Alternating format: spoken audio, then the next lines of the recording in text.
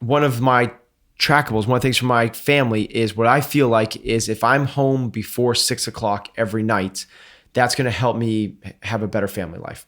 So it allows me, if I have 15 unread emails, I don't get to respond to those 15 emails today. They are urgent. They seem important. They are blaring. There are a red light going off in my office saying, you need to answer these. You need to answer these. Yet at 5:35, I need to close my computer and go home, because in the long run, in 5 years, it's not going to matter whether I answer those emails. Right. But rinse, wash, repeat for 3 months, and whether I don't get home or not, that makes a huge difference. There's going to be a whole lot of things that are outside of your control. Let them go.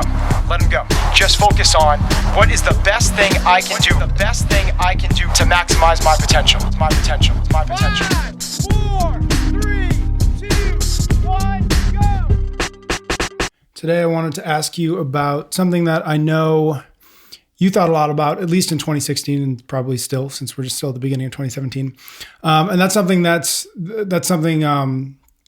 core values, which I think is a term that a lot of people have heard. Certainly, a lot of people probably think that they understand them. But I think one of the things that sort of first stuck out when you and I talked about it is sort of your admission that you had thought you sort of had a good understanding of what core values are, but it was really only recently that you felt like you really figured them out.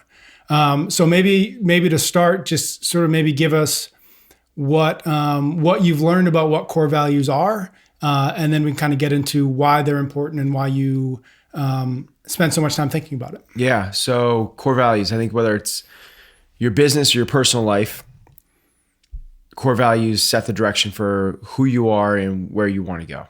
And they can really help decipher decision-making along the process. If you have a decision where, let's say you have a whole bunch of, you have 20 emails to get through, but it's getting late and you should be home, with your kids and your wife. It's like, what do you do?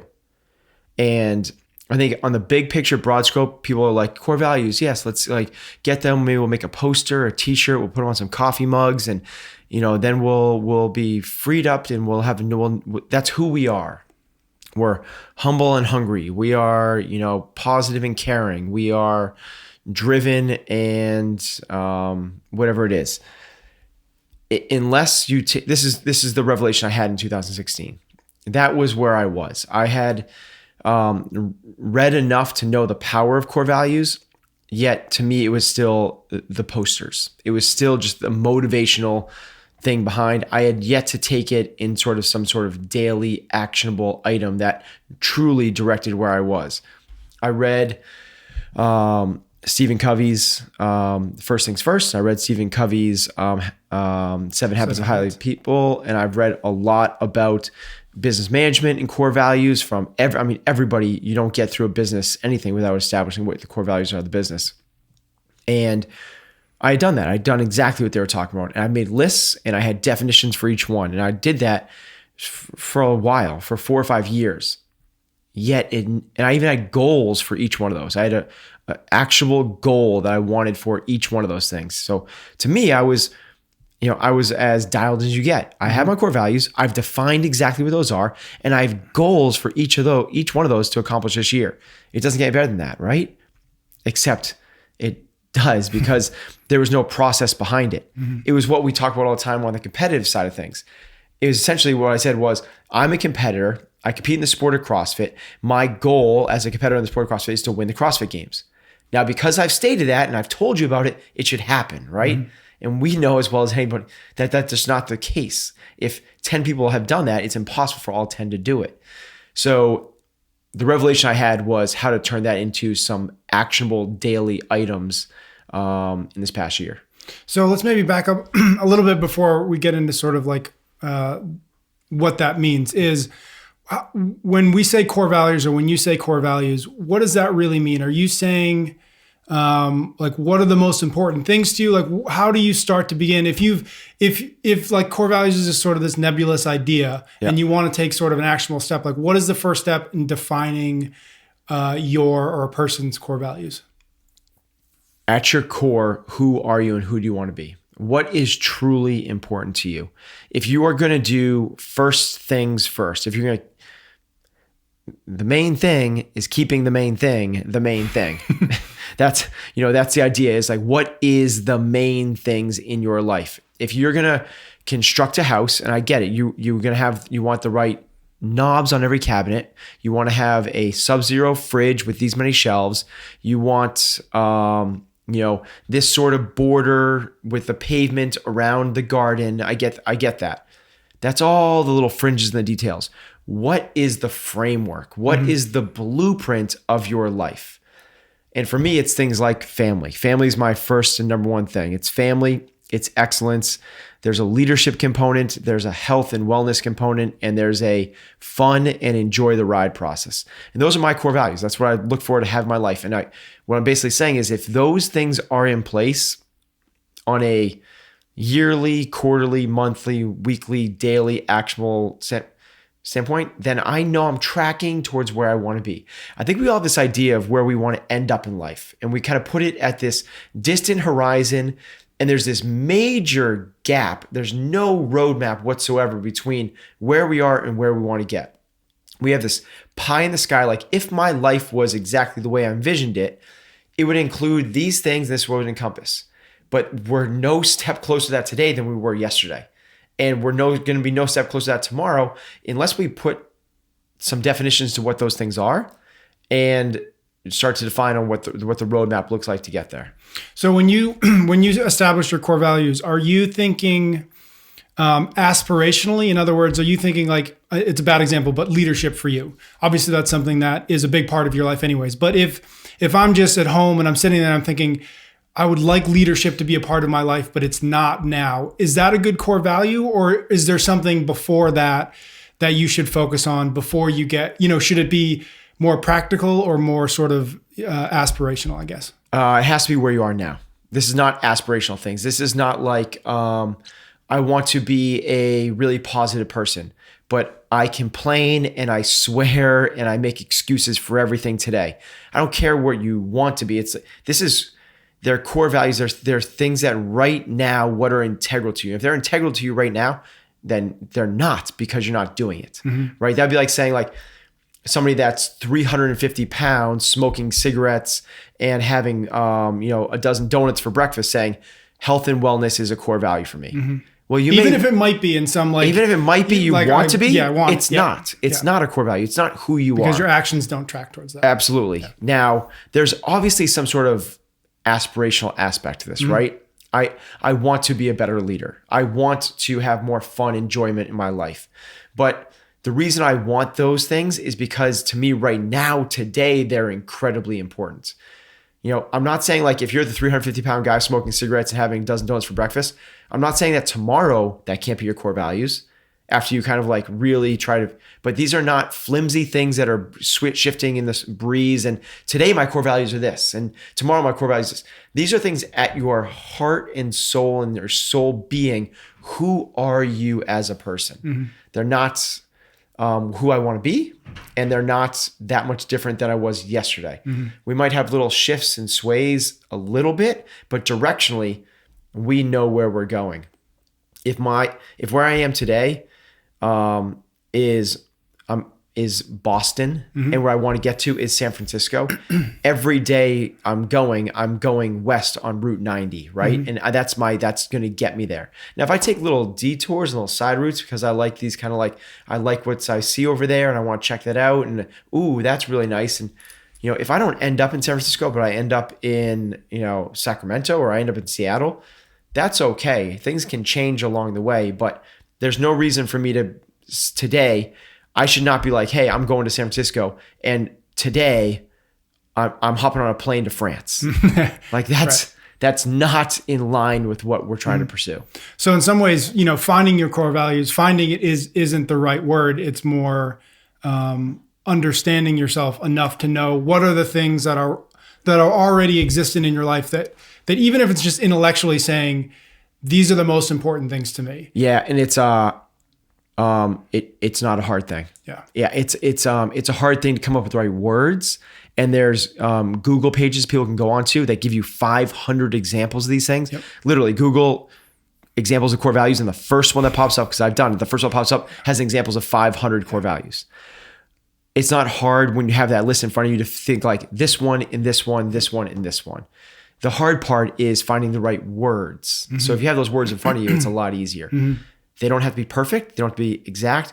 The process is more important than the actual getting it right piece. Putting it, yeah. We want to be, the idea is go to the gym, right? If your goal is to get fit, the idea is get to the gym. Once you're at the gym, whether you jump on a treadmill or go on the squat rack, it doesn't matter that much.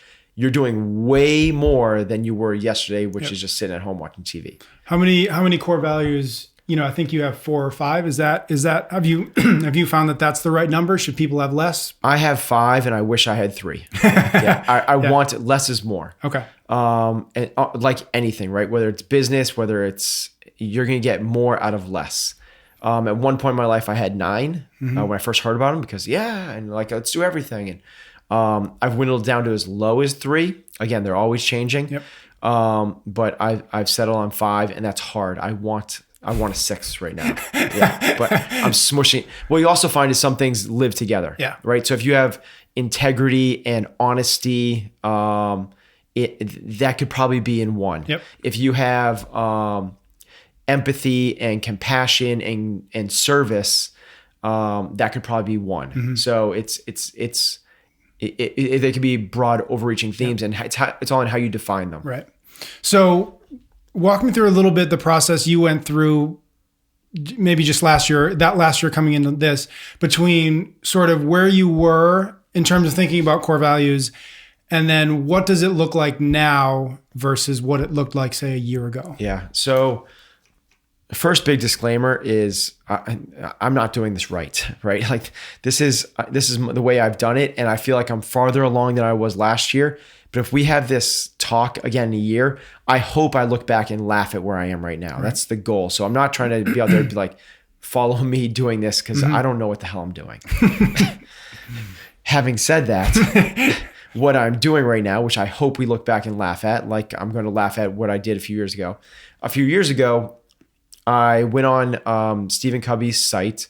It's like franklincovey.com or something like that. Yep. You can write out a personal mission statement, and through a process to help you determine what your core values are.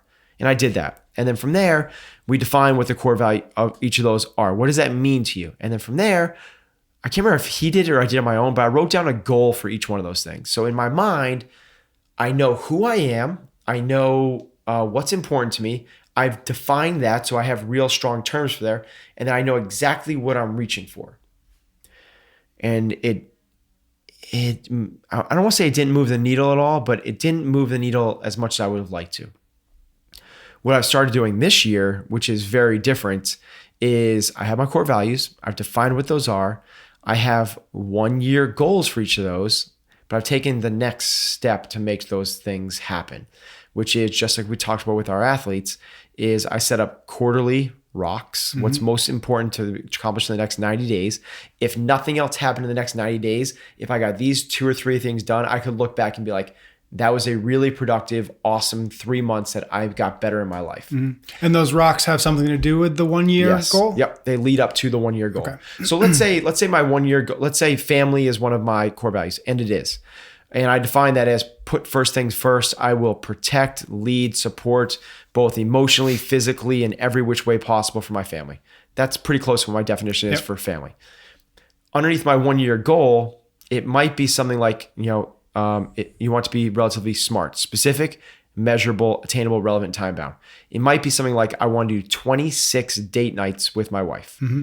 Every other week on a Wednesday night, we go out for a date night. I want to make sure I get those 26 in. A quarterly rock might be, well, I need to get in, I'm on the spot with math right Whatever now. it is. I need to get in these X number of date nights this month. Yep. Great. Okay. So then from there, what do I need to do on a weekly basis? And from a weekly basis, what am I going to do on a daily basis?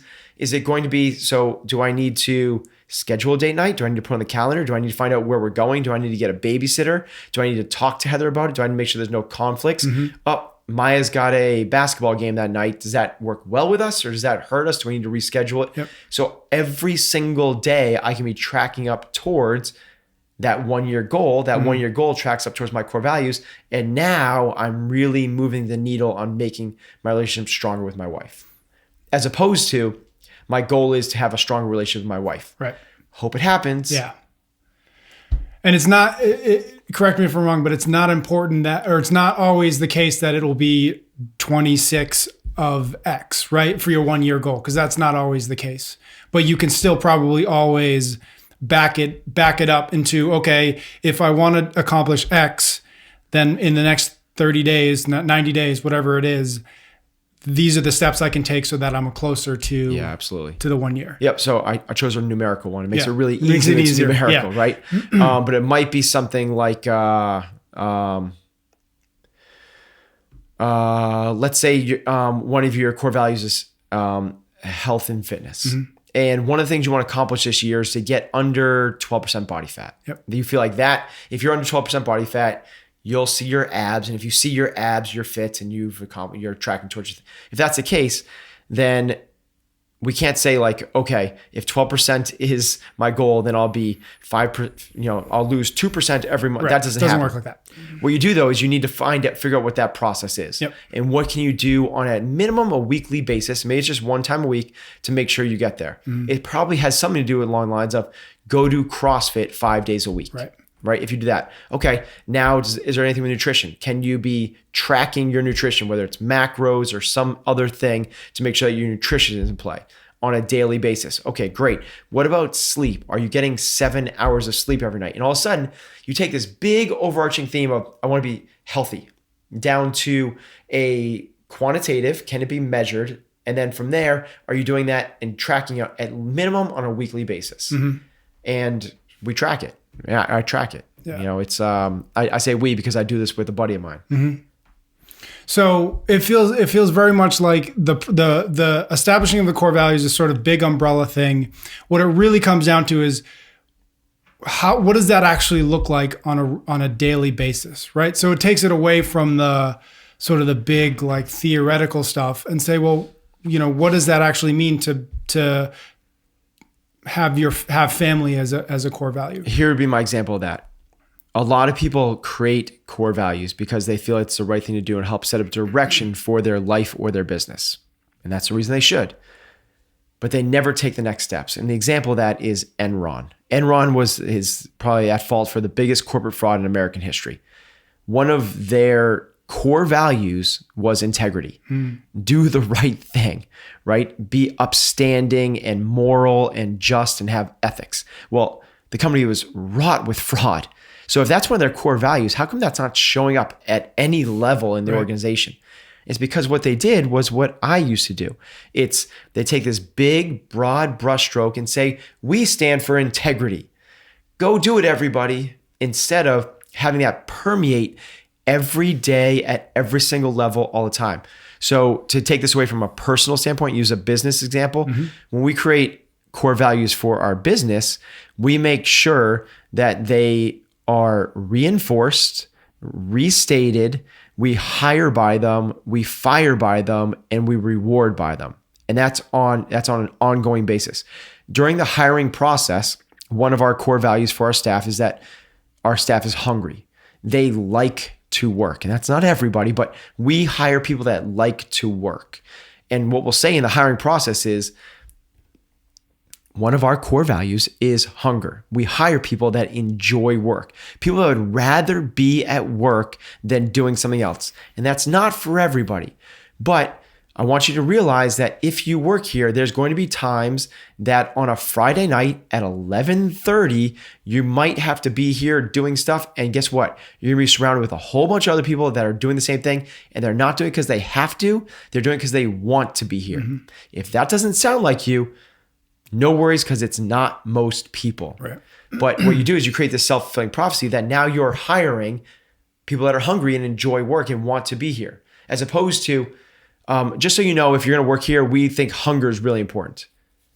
And by the way, have you seen our 401k? Right. It's just like, that means nothing. And then if people aren't being hungry, you reinforce it. You tell them that they need to be. You review them based on that. And if they're still not, you fire them because they're not hungry. If they don't fit your core values, they don't fit your organization. Talent is secondary, maybe even more than secondary, third or fourth. Similar to that is if they're doing a great job, you publicly reinstate it. At every coaches meeting we have, we talk about how people are exemplifying our core values. And then if they're doing a great job of it, you reward them based off that. More responsibility, bigger position, bigger pay, whatever it is. So when you create this full circle that is set up around your core values, all of a sudden, then it's a whole lot more than these big catchy buzzwords. It's truly that's when it becomes who you are. What the challenge is can you bring that to your personal life? Right. I get that you want to be a positive person, but if every time someone comes in, drives too close behind you, are you looking in the rearview mirror, like cursing them underneath your breath? You're not a positive person. You're not bringing that mindfulness into action on a daily basis. It's just who you want to be. It's aspirational. You got to let it track every single day and show up and review yourself and be self-analytical and reward, fire, reinstate, all the rest. Right. In some ways, it sort of reminds me, I know that there's a book that you and I both read on a regular basis called The Daily Stoic. And it's very simple. It's one, literally every day there's a passage from Stoics are philosophers from very long ago. Little passage, little bit of text, and that's it. And the thing that I think is really interesting about it is that every day you get a little bit of a reminder of some really good, interesting concepts that you should be thinking about regularly that are also at the same time, if you're not reminded of it regularly, are really easy to forget entirely. And it's all the things that you want to be. It's being calm. It's not being sort of overly reactive. It's all this stuff. My point being is there's so much value in the daily 2-minute reminder, 5-minute reminder of, oh yeah, my family is the most important thing. And to go back to sort of where we started this conversation of like, end of the day, I've got 10 emails to do, but I told my wife I was going to be home at 5:30. When you have that constant reminder or that regular reminder of my family's first, work is somewhere down the line, that decision gets easier, or at least you can make a choice about that decision, right? And I think that what a lot of people do, and what I've done certainly, you don't make that sort of that conscious choice, and to go back to Covey, the urgent but not important hits you in the face, and so you stay for the extra 20 minutes and do the emails. Yeah, so that's exactly, and very nice job tying that back to really well done. I'm trying. Yeah. Good thing you're here. The way we let off, right, was if you have those emails, but you're supposed to be home and spending time. One of my trackables, one of the things for my family is what I feel like is if I'm home before 6:00 every night, that's going to help me have a better family life. So it allows me, if I have 15 unread emails, I don't get to respond to those 15 emails today. They are urgent. They seem important. They are blaring. There are a red light going off in my office saying, you need to answer these. You need to answer these. Yet at 5:35, I need to close my computer and go home, because in the long run, in 5 years, it's not going to matter whether I answer those emails. Right. But rinse, wash, repeat for 3 months, and whether I don't get home or not, that makes a huge difference. So I get it. In the short term, it seems like those emails are really important. I'll get to them. I'll get up earlier tomorrow, right? It's like that. I'll carve out some time tomorrow to make that happen. But tonight, I got to make sure that I'm living a life true to my core values, which email doesn't show up in there. Yeah. and it's the same thing, we've been talking about, health and fitness, and it's the same thing where that email is the same thing as that piece of pizza. Yep. Right. And if you don't sort of constantly remind yourself of what your core values are and what that actually means on a regular basis, it's really easy to eat the piece of pizza. Just like it's really easy to stay an extra half an hour and write the email. Yeah. It creates some guiding principles for you, right? It can help you make decisions. You say like, in the long term, this is what I want. Well, now in the short term, when that temptation is there, it allows me to lean up against a really strong wall that I know is going to support me for the rest of my life, as opposed to this flimsy little thing that like, I really want that thing now. It's one of the things that, you wrote a blog post a long time ago about the secrets to success. And one of them is which I love, is the people who are successful are the ones willing to suffer, quote unquote suffer, because not eating pizza is not suffering, but it feels like it if you really want that piece of pizza. The most successful people are the ones who are willing to suffer in the short term for success or for gaining something in the long term. Yeah, that's actually 2 days ago. The Daily Stoic was that. It was just that. So ancient philosophers have the same thought process. Things haven't really changed that much. Right? We just have better But that's toys. exactly it. It's I called it short-term pain for long-term gain versus the opposite, right? Really successful people, take any category, right? Whether it's relationships, they seek out a short-term hardship, which is it's so much easier for me to be bitter or blame somebody else for some other misunderstanding, or it's much harder in the short term for me to take acceptance and give forgiveness and make it better. But that's what it's all about. If I'm trying to get leaner and fitter, it's much harder to say no to a cookie, right? In the short term, that's pain. Everyone else around me on this birthday or at this party or at the 3 o'clock at the office is eating cookies. It's in the short term, that's pain and it's hardship. It's hard to say no to the cookie. The pleasureful thing would say yes to the cookie. But in the long term, that has negative consequences. I read this great article, and it theorized why this happens.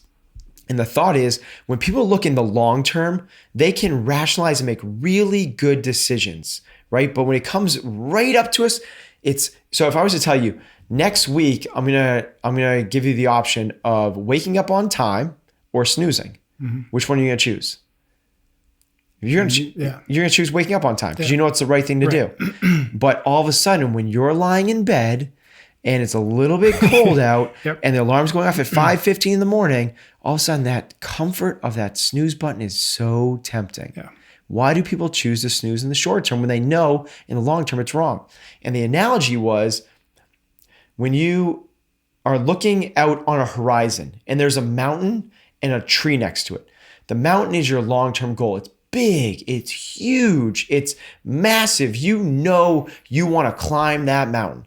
And the tree is minuscule. The tree is the snooze alarm. The tree is the cookie. The tree is staying up late to watch the TV instead of going to bed and getting your sleep, right? The tree is that little thing. And of course, in the long term, when this is 6 months out, it's really easy to choose, no, I want to eat clean, I want to be lean, I want to be healthy, and I want to have good relationships.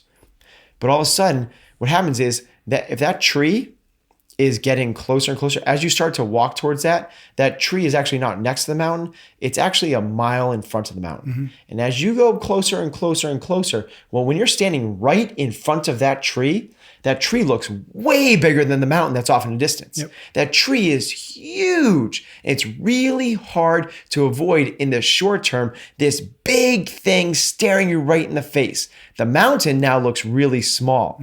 When they're out on the horizon, it's a long-term goal. It's easy to choose the right thing. But when you have something off in the distance, a long-term goal, and a short-term goal, which is right in front of you, it's so tempting to choose the short term. But that's what really successful people are doing, is realizing that it's about the mountain, not the tree. Okay. Last question is just, if somebody's listening, somebody's watching, they don't have any experience with core values. Love the idea though. What is the first step? What would you recommend the first step being so that somebody can actually turn this into something actionable? Do you recommend they come up with 5 core values and come up with a bunch of 1-year goals? Is there something simpler that they should do? So I just did this with my family. So we actually, we're geeks. We created family core values. Come over to the Bergerons. It's a great time. But we did this, and the way we did is I just had everyone write down, and we did it in a car ride, and someone took notes on their phone, and we wrote down all the words. I was like, what do you think, who are we about? What's important to us? And people wrote things like empathy and caring and family first and gratitude and positivity and hard work and charity. And we had a list of about 35 things. And then we went through it and we went kind of like just a little discussion. Well, on a scale of 1 to 5, is this really who we are and really important to us? Or is this kind of like a thing? Is this kind of like, it's important to us, but it's not a defining characteristic. And we just, from there, we just erased all the 1s and 2s and we had discussions about the 3, 4s, and 5s. And before we went to the next step, we just started to combine things. We had things like positive and no complaints and no gossip and support your family and things like, okay, let's combine that into one thing. What do we want to term that? Okay. And from there, we kind of dwindled it down and we got down to about 7. And then we had a hard discussion about how do we make that into 3, 4, 5. And that's where I would start. And once you have some core values, you're doing better than 90% of the people out there. Right. Especially if you can define truly what each of those are. Figure out your 3 to 5, write a 1-sentence definition of what that actually means to you. From there, I just let that marinate for a month and just let it, and if you can, at the drop of a button, tell people what your core values are, they're meaningful. If you can't, you have to go and look them up. You have to read them from your phone. You either have too many or you got the wrong ones. And if you got the right ones and you can drop of a hat, you can tell you someone what they are, then you're ready for phase 2, which is let's create some trackable items leading up to these things. To make it actionable. To make it actionable on a daily, weekly basis. Cool. Yep. Let's leave it there.